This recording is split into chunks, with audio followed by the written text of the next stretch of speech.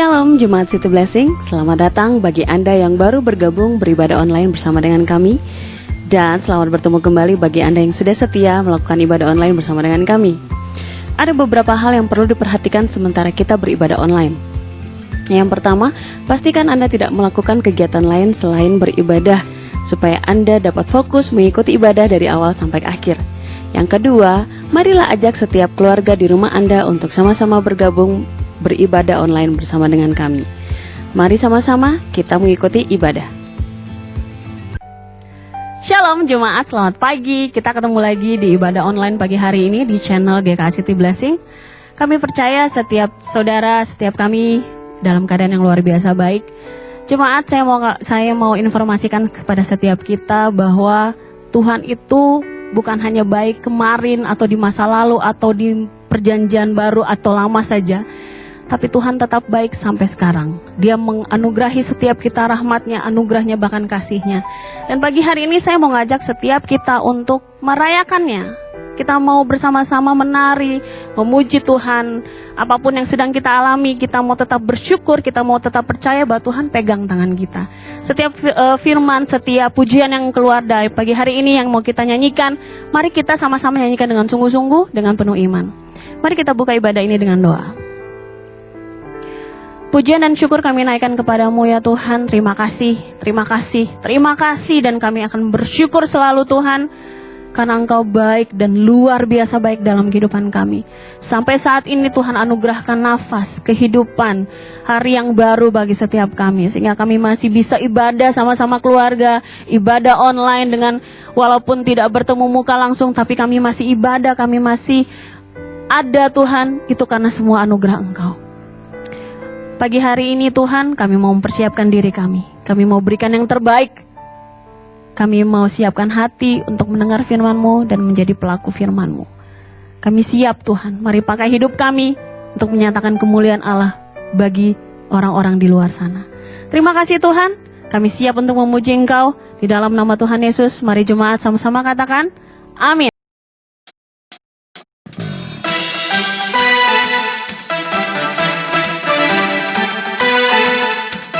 Kita mau sama-sama menyembah Tuhan, memuji Tuhan.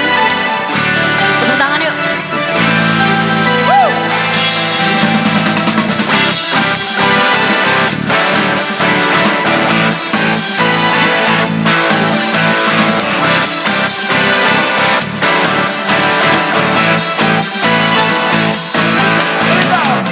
Melukis cakrawala, merangkai jagat raya, mencipta alam semesta,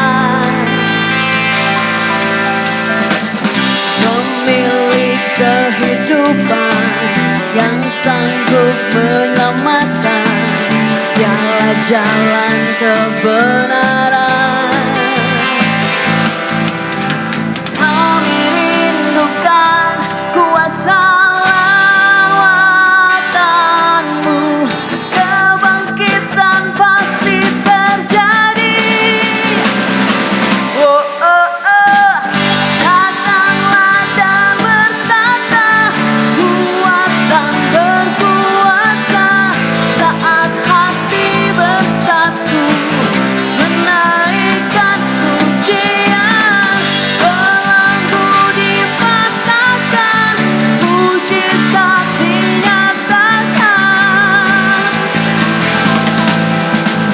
Great is our God. Woo!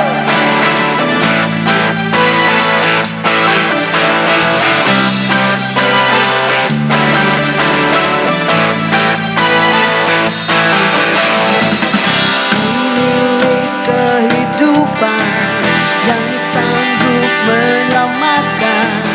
Jalan-jalan kebenaran. Kami rindukan kuasa lawatan-Mu. Kebangkitan pasti terjadi. Oh, oh, oh. Datanglah dan bertata, kuatan berkuasa. Saat hati bersatu,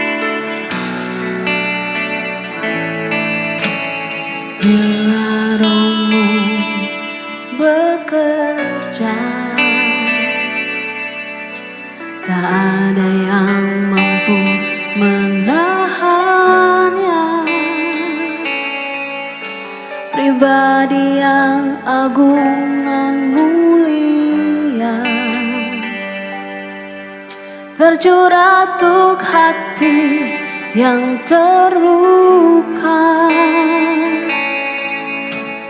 Bila Roh-Mu berkarya, hati yang keras dilembutkan. Tak ada yang mampu hentikan kuasa-Mu bekerja.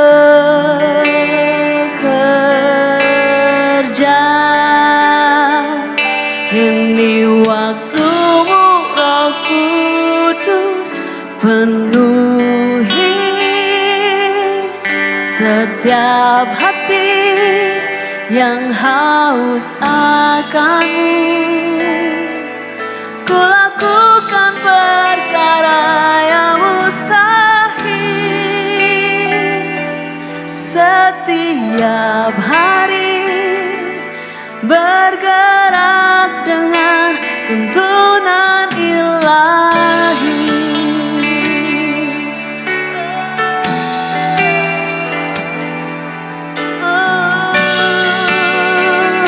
Amin Tuhan.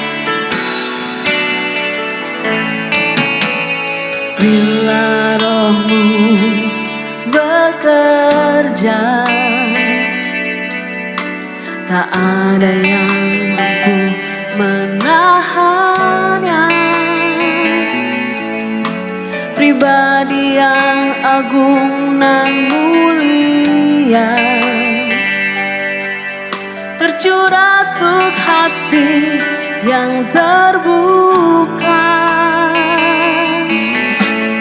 Bila Roh-Mu berkarya, hati yang keras dilembutkan. Tak ada yang mampu hentikan kuasa-Mu bekerja.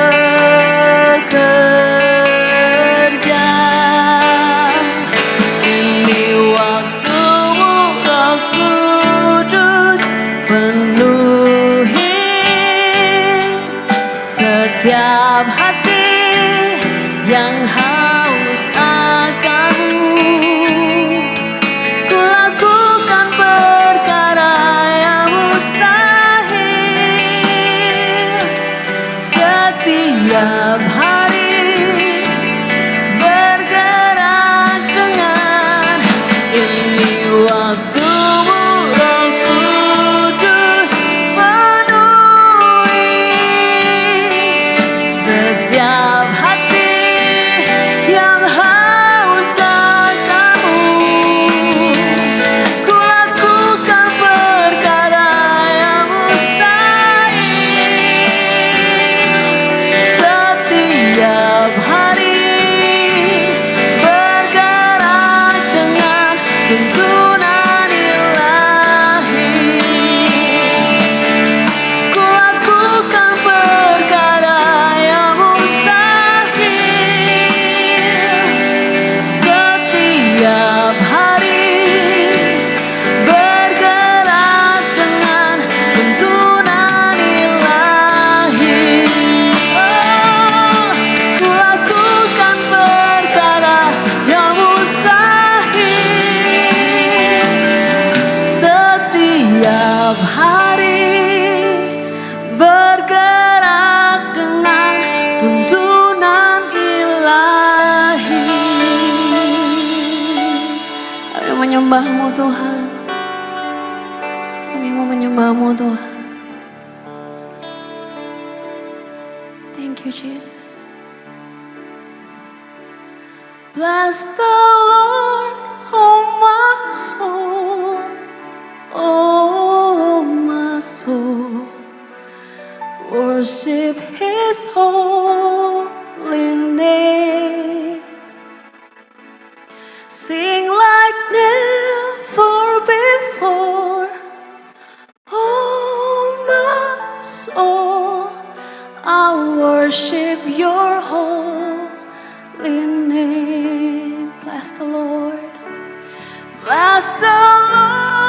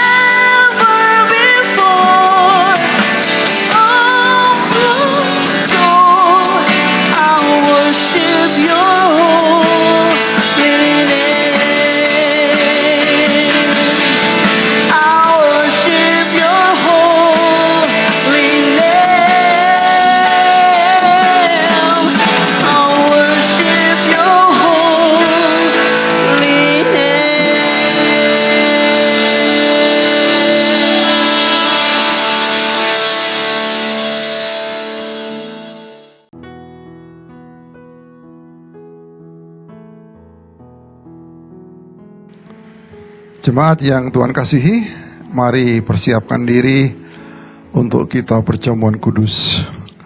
Perjamuan kudus sebagaimana kita lakukan, itu mengingatkan kita akan pengorbanan Tuhan Yesus.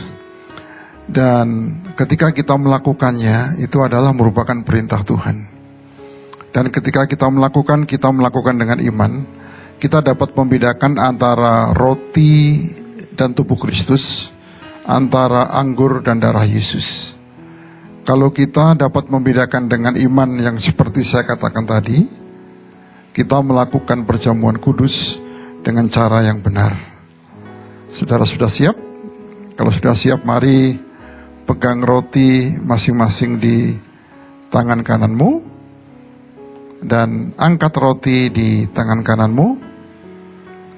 Sebab apa yang telah kuteruskan kepadamu telah aku terima dari Tuhan, yaitu bahwa Tuhan Yesus pada malam waktu ia diserahkan mengambil roti, dan sudah itu ia mengucap syukur atasnya, ia memecah-mecahkannya dan berkata, inilah tubuhku yang diserahkan bagi kamu. Perbuatlah ini menjadi peringatan akan aku. Mari kita berdoa. Bapa, kami mengucap syukur dan terima kasih dengan pengorbanan anakmu, dengan membiarkan anakmu dicambuk, dianiaya, dan dipakukan di kayu salib. Maka Tuhan, kami beroleh penebusan.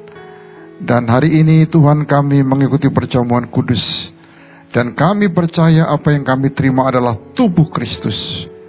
Terima kasih Tuhan, kami menerimanya dengan iman. Di dalam nama Tuhan Yesus kami berdoa dan mengucap syukur. Amin. Silakan makan, saudara.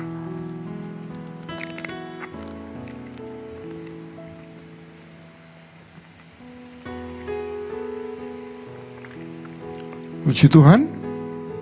Saudara, mari angkat cawan di tangan kananmu.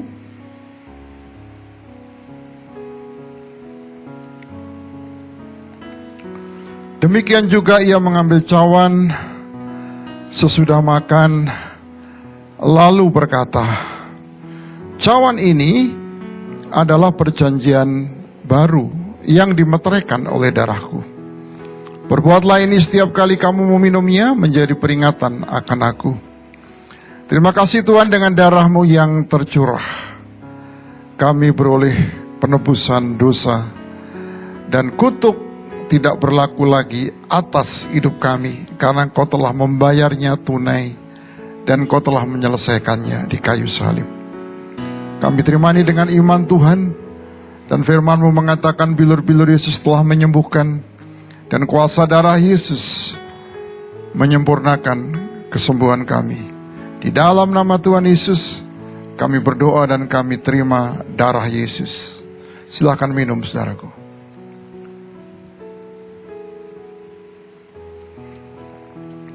Terima kasih Tuhan. Terima kasih Yesus. Haleluya. Sebab setiap kali kamu makan roti ini dan minum cawan ini, kamu memberitakan kematian Tuhan sampai ia datang. Tuhan Yesus, terima kasih dengan pengorbanan-Mu kami mendapatkan kekuatan kembali dan pemulihan kembali Tuhan. Rohani kami disegarkan.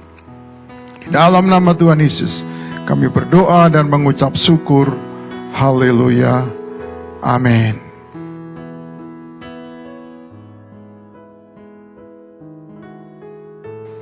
Shalom, puji Tuhan, kita memasuki bulan yang baru, bulan Juni, di minggu yang pertama, tanggal 7 Juni.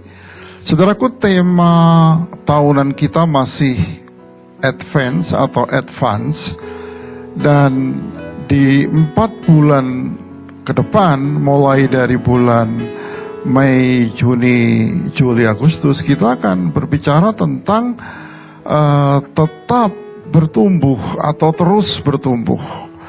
Dan juga menjadikan tema khotbah kita di bulan Juni, minggu pertama ini adalah terus bertumbuh.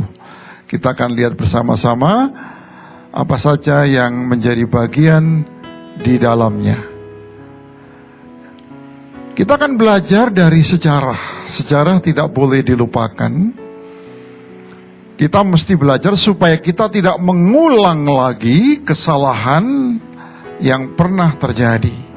Baik oleh generasi yang lalu, baik oleh bangsa yang terdahulu, atau apapun juga, kita perlu mempelajarinya dan memperhatikannya. Kita buka dalam kitab Zakaria 1 ayat yang keempat. Janganlah kamu seperti nenek moyangmu, yang kepadanya para nabi yang dahulu telah menyerukan demikian. Beginilah firman Tuhan semesta alam, berbaliklah dari tingkah lakumu yang buruk, dan dari perbuatanmu yang jahat.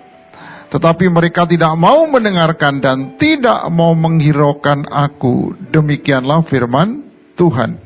Artinya Tuhan memberikan keleluasaan kepada manusia yang hidup terdahulu, lalu mengizinkan untuk mencatatnya. Kemudian generasi yang sekarang mempelajarinya, sehingga tidak lagi mengulangi kesalahan yang sama. Itu maksudnya.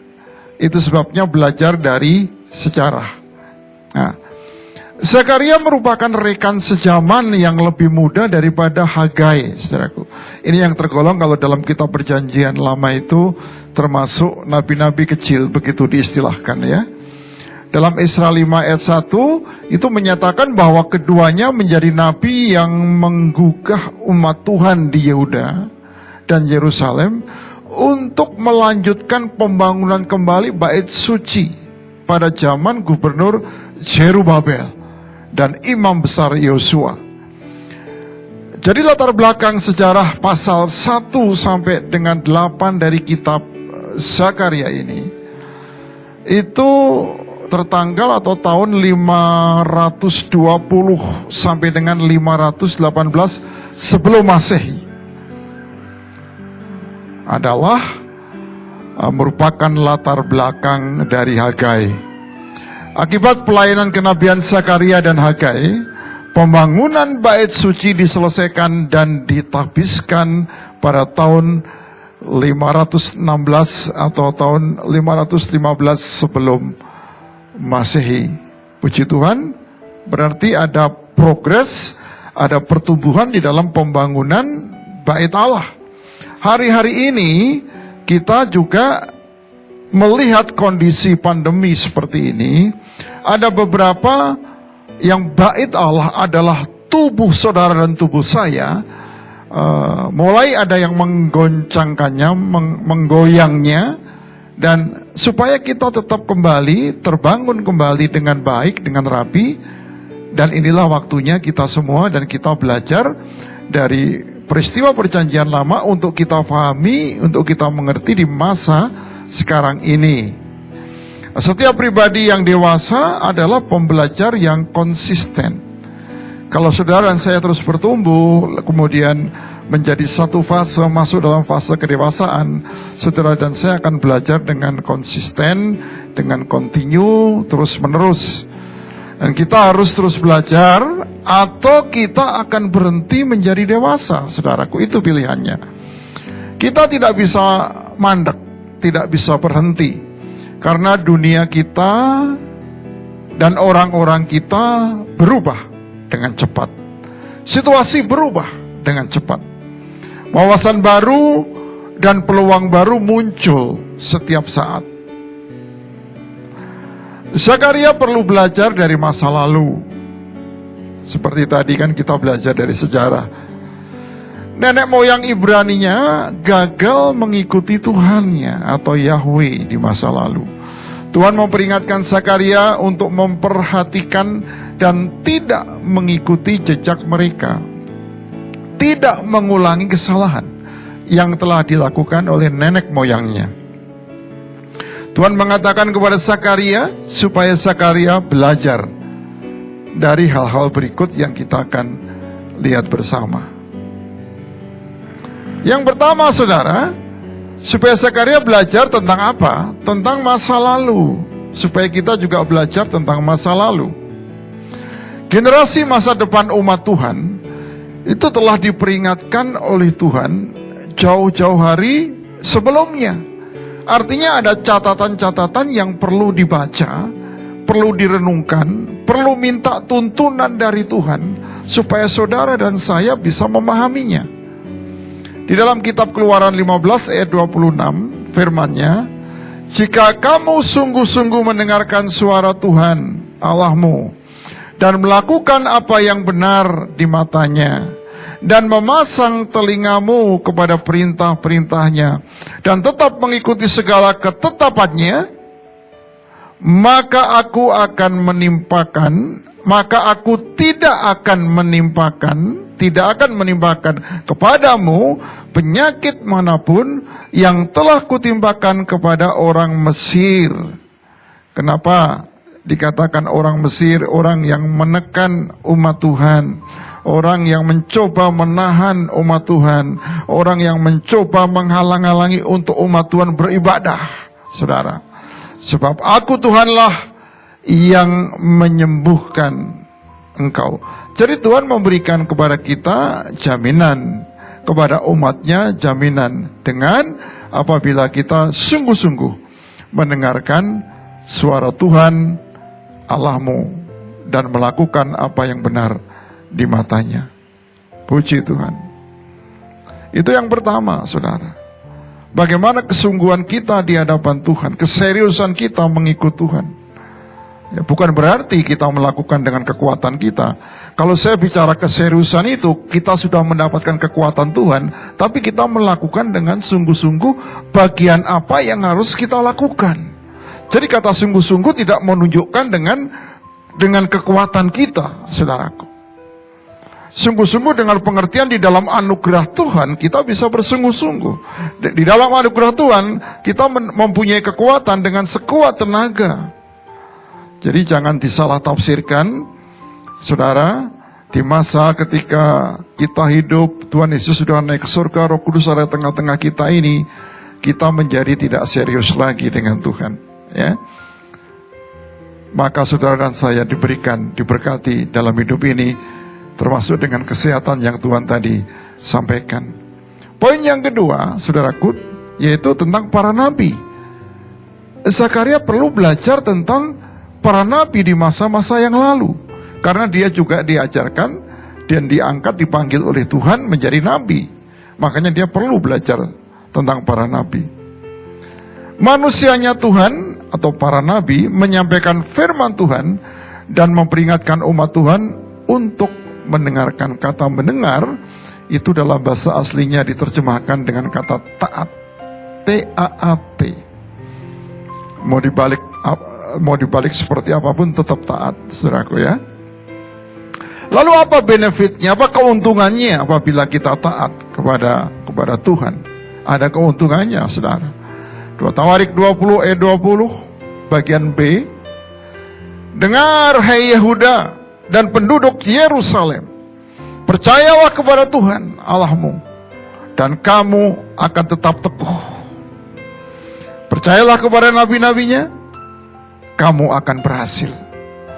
Jadi Tuhan itu berkolaborasi dengan manusia. Tuhan itu mengambil manusia sebagai mitranya untuk bisa bekerja sama.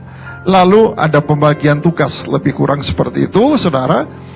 Ada nabi-nabi yang diutus oleh Tuhan dan menyampaikan firman Tuhan atas nama Tuhan. Itu harus didengar dan percaya. Kemudian dengan Tuhan sendiri kita boleh mendengarnya, dan sehingga kita menjadi teguh dan kuat, tidak mudah diombang-ambingkan. Mau tetap teguh dan kuat, saudaraku, maka kita percaya kepada Tuhan sebagai dasar kehidupan kita. Dan ketika kita percaya kepada apa yang disampaikan nabi-nabinya, maka kita akan berhasil. Puji Tuhan, tentu kita semua mau hidup kita berhasil, saudaraku, ya. Di dalam kita melalui masa-masa seperti sekarang ini, siapa sih yang tidak merasa dirugikan, yang merasa tidak bebas, merasa ada pembatasan-pembatasan, tetapi percayalah ini semua membuat kita semakin kreatif, membuat kita semakin ada ide-ide yang baru untuk melakukan sesuatu yang baru, dan bagi kita tidak pernah berhenti, maka lewat ini kita terus boleh bertumbuh di dalam Tuhan. Puji Tuhan. Yang ketiga, saudaraku, Tuhan mengajarkan kepada Zakaria supaya fokus kepada orang-orang juga.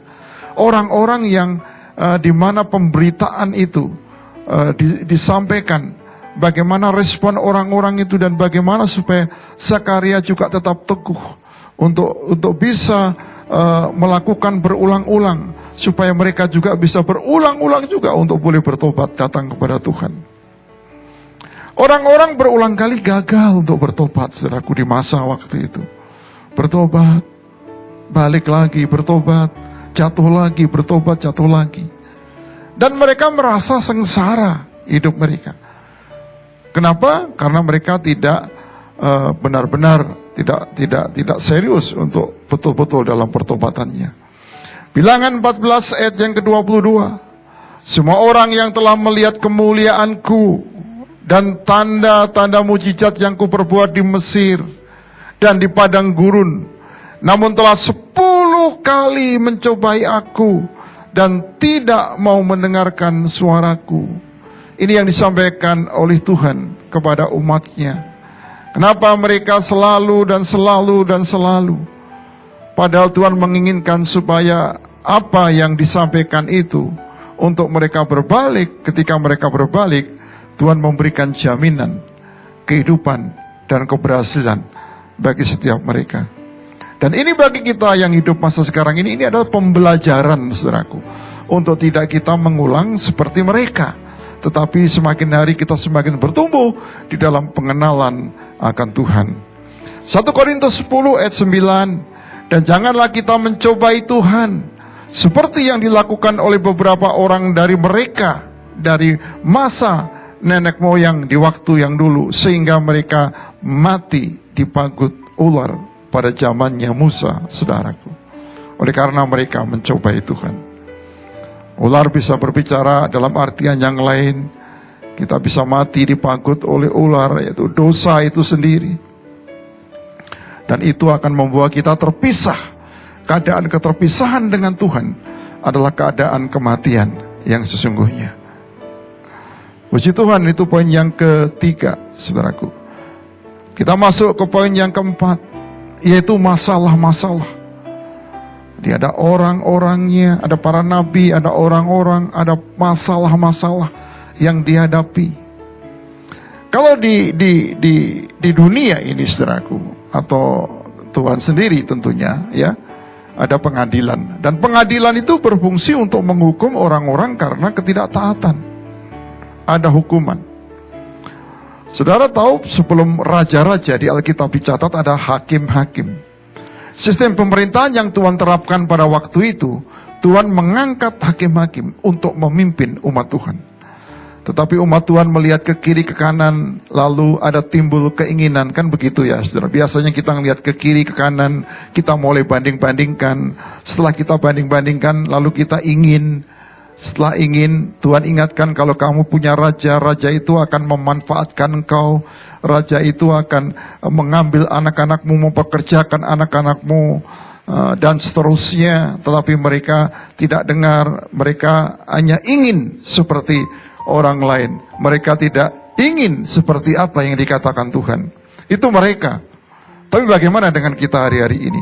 Apakah kita selalu punya keinginan karena kita melihat yang lain, kemudian kita membanding-bandingkan, dan itu yang masih melekat di dalam setiap kehidupan kita, saudaraku?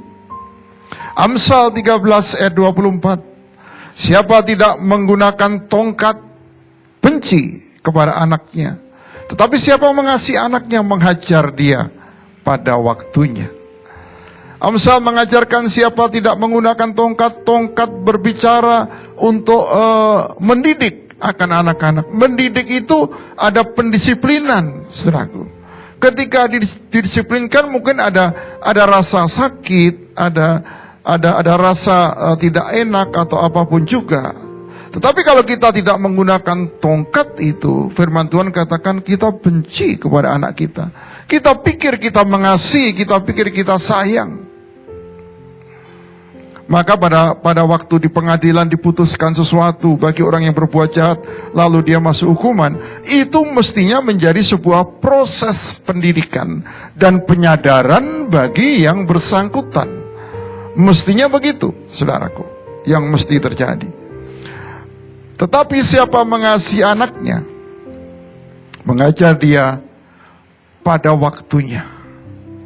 Pada waktunya. Pada waktu memang anak perlu didisiplinkan, kita mulai bertindak. Saya percaya Tuhan pasti memberikan nikmat kepada setiap kita. Ada masalah-masalah yang menimbulkan orang lain menjadi tidak tenang, yang menimbulkan kita menjadi tertekan. Tetapi ada bagian-bagian yang berwenang. Kalau anak-anak orang tua yang berwenang, kalau di sekolah gurunya yang berwenang, kalau di masyarakat ada pengadilan yang berwenang, ada orang-orang yang diberikan kewenangan untuk itu, saudaraku. Itu semua dalam konteks tujuannya adalah proses untuk penyadaran dari masalah-masalah ini. Inilah yang dihadapi oleh Zakaria di waktu itu. Masa kini, Zakaria menemukan dirinya dalam kesulitan yang serupa dengan pendahulunya. Setiap kita pasti pernah memasuki kehidupan yang dinamakan masa kini, masa sekarang. Ada kesulitan-kesulitan yang kita hadapi sama dengan pendahulu kita yang dahulu. Kalau saya pernah hidup di tahun 65, saudaraku, masa kesulitan ekonomi yang luar biasa. Tapi di masa-masa berikutnya, di tahun-tahun berikutnya, saya mengalami hal yang sama. Di tahun-tahun seperti sekarang mengalami hal yang sama. Mungkin sedikit berbeda penyebabnya, tetapi tingkat kesulitannya ya mirip-mirip atau bisa dikatakan sama. Pengkhotbah 3 ayat 15, yang sekarang ada, dulu sudah ada. Dan yang akan ada, sudah lama ada. Yang akan ada itu dikatakan oleh firman ini sudah lama ada. Dan Allah mencari yang sudah lalu. Artinya apa, saudaraku? Sesuatu itu sebenarnya tidak ada yang baru. Kalau sesuatu tidak ada yang baru, di masa kini kita sadar bahwa komitmen Tuhan terhadap hidup kita, kasih Tuhan terhadap hidup kita, kepedulian Tuhan terhadap hidup kita, pertolongan Tuhan terhadap kehidupan kita selalu hadir dan tepat pada waktunya. Tuhan tidak pernah tinggalkan saudara dan saya. Saudara percaya akan itu? Pegang itu, saudaraku. Kalau engkau sekarang ini mengalami beban yang begitu berat, percayalah, kalau Tuhan bekerja di masa lalu, Tuhan juga bekerja di masa sekarang. Dan di masa hidup kita sekarang ini. Puji Tuhan. Yang keenam, ada asas Allah. Ada prinsip-prinsip Tuhan. Kebenaran Allah berseru kepada generasi Zakaria. Kebenaran Tuhan juga berseru pada generasi kita. Juga pada generasi-generasi yang akan datang. Lalu apa maksudnya? Tuhan menginginkan kita semua menyampaikan hal-hal yang benar kepada generasi-generasi berikutnya. Orang-orang tua perlu menyampaikan hal yang benar kepada anak-anak kita. Para pendidik perlu menyampaikan hal-hal yang benar kepada anak-anaknya yang dididik, saudaraku. Dan siapapun kita, yang kita lebih dewasa, menyampaikan hal-hal kepada saudara-saudara kita yang masih sedang bertumbuh. Yohanes 14 ayat 21. Barang siapa memegang perintahku dan melakukannya, dialah yang mengasihi aku. Dan barang siapa mengasihi aku, ia akan dikasihi oleh Bapa-Ku, dan aku pun akan mengasihi dia, dan akan menyatakan diriku kepadanya. Jadi kebenaran Tuhan adalah apabila kita memegang perintahnya Tuhan, ternyata itu sebagai implementasi bahwa kita mengasihi Tuhan, saudaraku. Tidak usah kita declare, saya mengasihi Tuhan. Tetapi ketika kita memegang perintahnya, melakukannya, itu sebagai implementasi dari kita mengasihi Tuhan. Dan barang siapa mengasihi aku, ia akan dikasihi oleh Bapakku. Bapa akan mengasihi kita. Yesus juga mengasihi kita.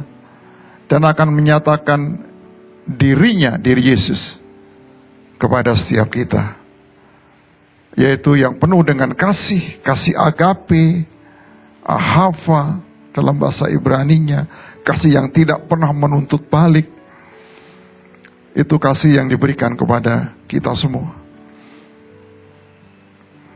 Saudara, kita akan masuk di dalam meditasi atau renungan firman Tuhan. Di dalam Kolose 1 ayat 23. Sebab itu kami harus bertekun dalam iman, tetap teguh dan tidak bergoncang dalam situasi yang sekarang ini, saudaraku. Dan jangan mau digeser. Jangan mau digeser berarti kita bertahan dong, saudaraku. Kita bertahan dari pengharapan Injil. Puji Tuhan, ayat ini ditulis oleh Paulus untuk umatnya di Kolose. Dari pengharapan Injil yang telah kamu dengar dan yang telah dikabarkan di seluruh alam di bawah langit, dan yang aku ini, Paulus, telah menjadi pelayannya. Pesannya supaya kita tetap bertekun di dalam iman. Artinya apa, saudara? Bertekun dalam iman, apapun yang kita lakukan, percaya kita tetap kepada Tuhan. Apapun yang menghambat pertumbuhan kita, kita tetap percaya bahwa kita pasti bisa bertumbuh.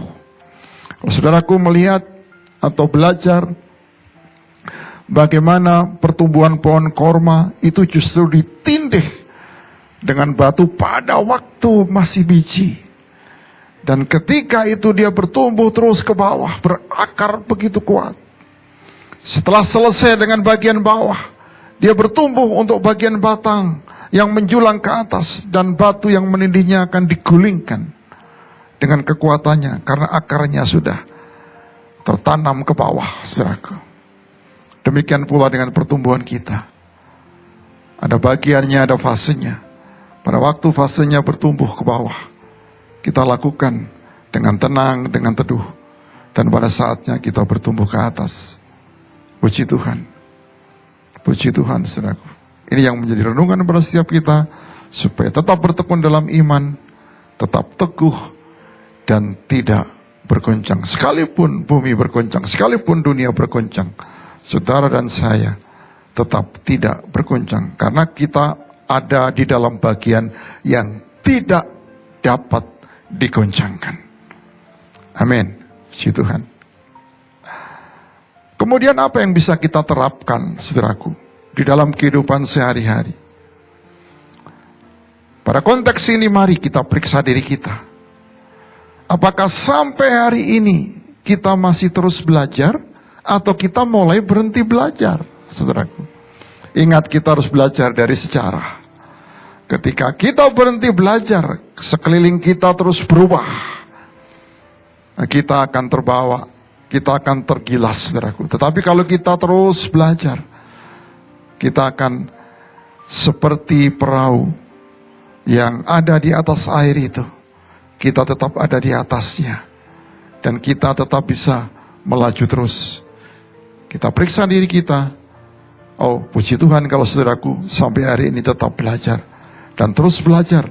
Saudaraku akan terus bertumbuh di dalam saudara terus belajar. Puji Tuhan.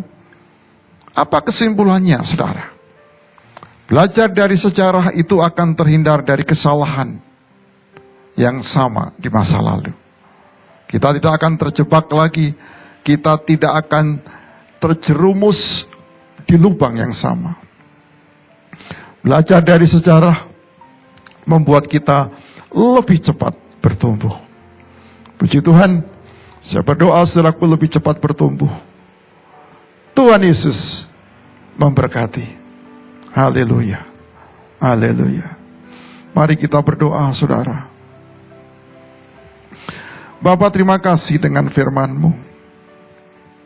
Biar itu tertanam dalam hati kami, bertumbuh berkali-kali lipat. Kami mau terus belajar dari sejarah Tuhan, sehingga kami terus bertumbuh di dalam Engkau. Terima kasih Tuhan. Saudaraku yang kasih, mari buka hatimu, angkat tanganmu untuk menerima berkat Tuhan. Saudaraku yang kasih, terimalah berkat anugerah Bapa. Bersama dengan Yesus, Tuhan dan Juru Selamat kita. Dan dalam persekutuannya dengan Roh Kudus dari sekarang sampai selama-lamanya. Di dalam nama Tuhan Yesus, kami berdoa dan bersyukur. Haleluya. Amin.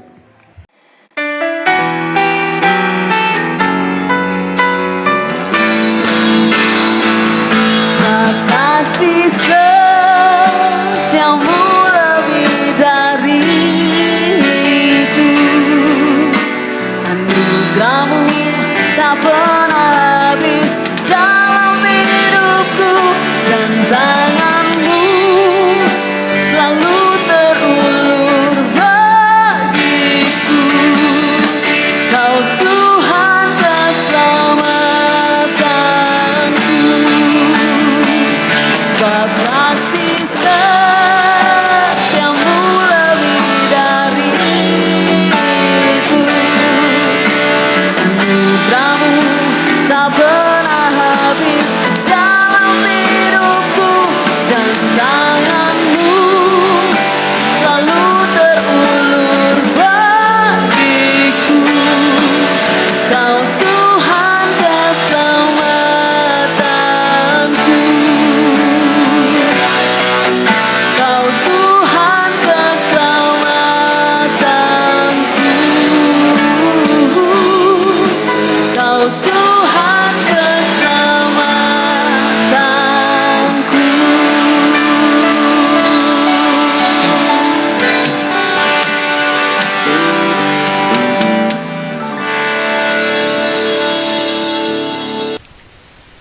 Jemaat, mari kita simak beberapa pengumuman seputar City Blessing sepekan ke depan.